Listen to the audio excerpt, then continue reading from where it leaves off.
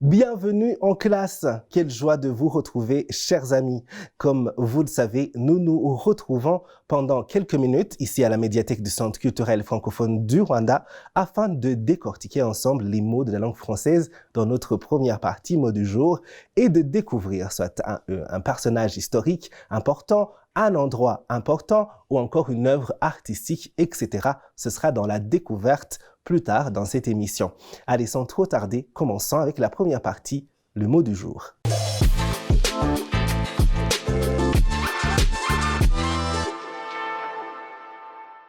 Notre mot du jour, c'est balayer. Balayer. Balayer, c'est un verbe transitif. Et comment ça s'écrit? C'est comme vous le voyez sur votre écran, B-A-L-A-Y-E-R. Allez, jetons un coup d'œil aux définitions que nous propose le dictionnaire Le Robert. Première définition, pousser, enlever avec un balai la poussière ou encore des ordures. Exemple concret, ce sera balayer le trottoir. Une deuxième définition de balayer. Entraîner avec soi. Exemple concret, ce sera le vent balaye les nuages, c'est-à-dire que le vent a emmené les nuages avec lui. Une autre définition.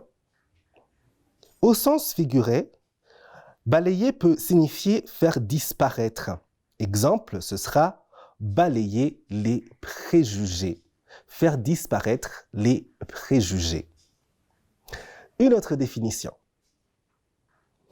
Parcourir toute la surface de. Exemple, ce sera son regard balaye la page.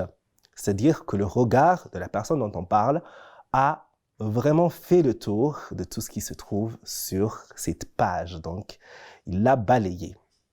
Voilà donc pour les quelques définitions de notre mot du jour, balayer. On vous propose une liste de synonymes, ces mots qui peuvent avoir le même sens selon le contexte.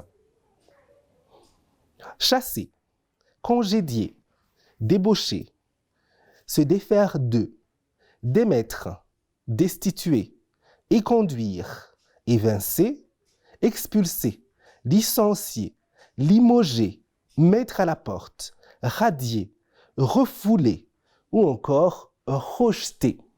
Voilà donc, c'était quelques synonymes de notre mot du jour, balayer. Quelle est son origine? On retrouve l'origine de balayer au XIIIe siècle. C'est un dénominal de balai. Pour certains des sens, c'est le dérivé de balai avec le suffixe ayé, donc A-Y-E-R, où tout du moins ce verbe et balancer ont influencé la dérivation sémantique. Voilà donc pour notre mot du jour, balayer. Passons tout de suite à la découverte.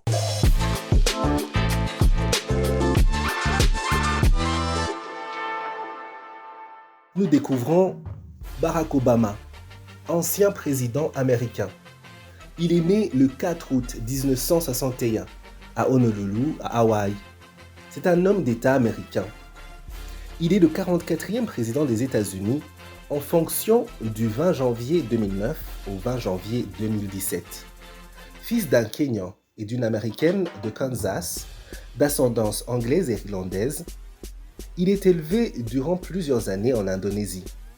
Diplômé de l'Université Columbia de New York et de la faculté de droit de Harvard, il est en 1990 le premier Afro-Américain à présider la prestigieuse Harvard Law Review.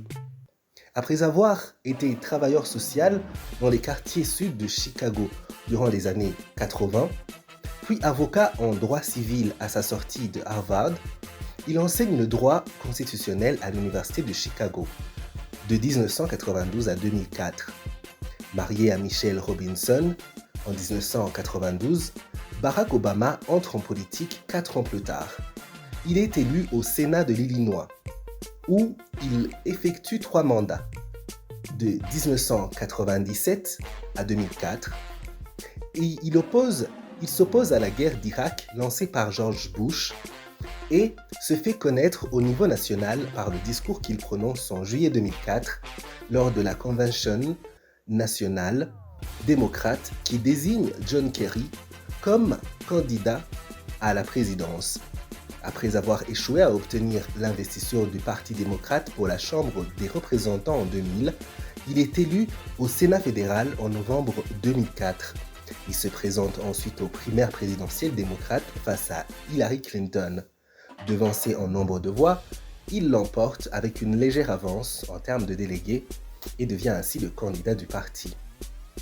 Il obtient 52,9% des voix et 365 grands électeurs à l'élection présidentielle de 2008 contre le républicain John McCain. Il est le premier homme métis ayant des origines africaines à accéder à la présidence des États-Unis. Son parcours a suscité chez les électeurs comme dans les médias du monde entier un grand intérêt. Sa présidence intervient plutôt dans un contexte de guerre en Irak, de guerre d'Afghanistan, de crise au Moyen-Orient, d'importantes récessions de l'économie américaine et de crise financière et économique mondiale. Il est le récipiendaire du prix Nobel de la paix en 2009.